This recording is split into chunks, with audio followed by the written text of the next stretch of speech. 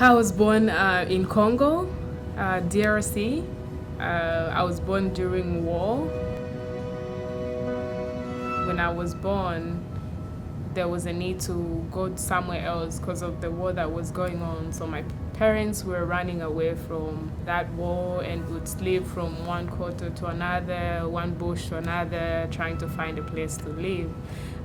So we finally found some people that were good enough to help us get to another country. So those people helped us get to Zambia, which is another country in Africa.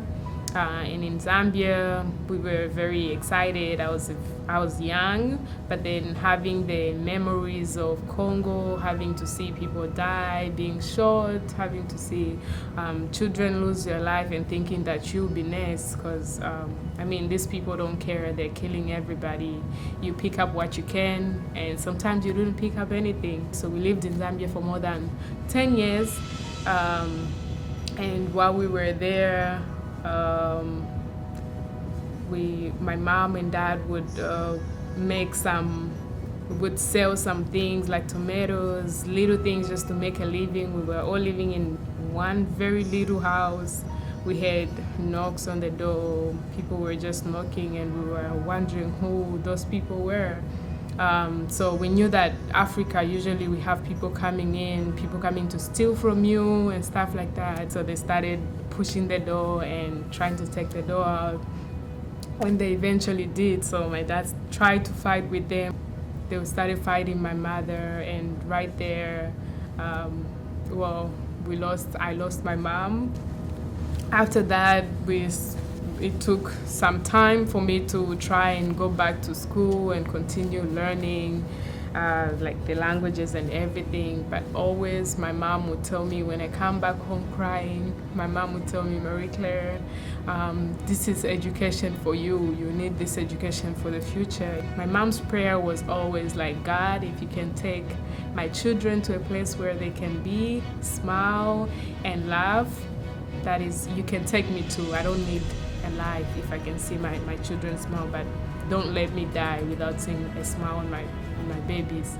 And after some 2 years, the UN told us that we were gonna go to the US in Lancaster, Pennsylvania. We didn't know what that was.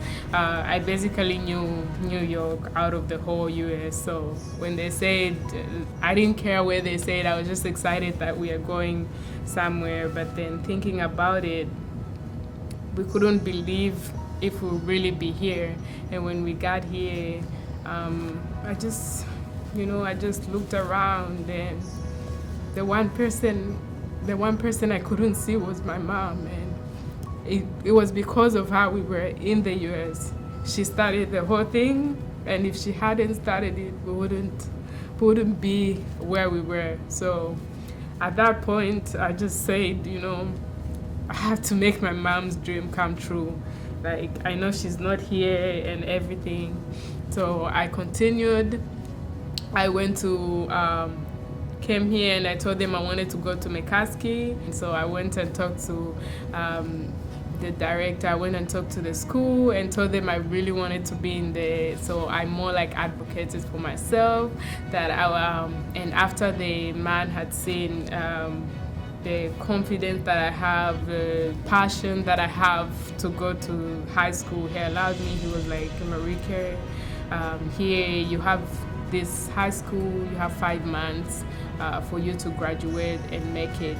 I did well with my classes, got involved in whatever I could get involved in to get my credit up, and at the end of the day, I graduated from McCaskey. Apart from my mom being the reason why I keep pushing for school, my whole family just kept saying, you're the first of the family, you're this and you're that. And I didn't want to let those words go scot-free or something. I wanted to make them come true. So I kept pushing, and I went to college. And after I went to college, I decided I wanted to be a nurse. Losing my mother at a very young age has made me who I am today. It has made me very powerful, because I don't think I'll be here if what happened to her didn't happen to her. Sometimes you have to look back at your life and know how far you have come and that will help you know how far you can go. Sometimes you need people to empower you, but sometimes you gotta empower yourself and know what you really are. You know the strength that you hold. Because not every time that I'm gonna have somebody to come and tell me, Marie Claire, you can do this, or they push me. Not everything is gonna be easy, and not everything is gonna be hard.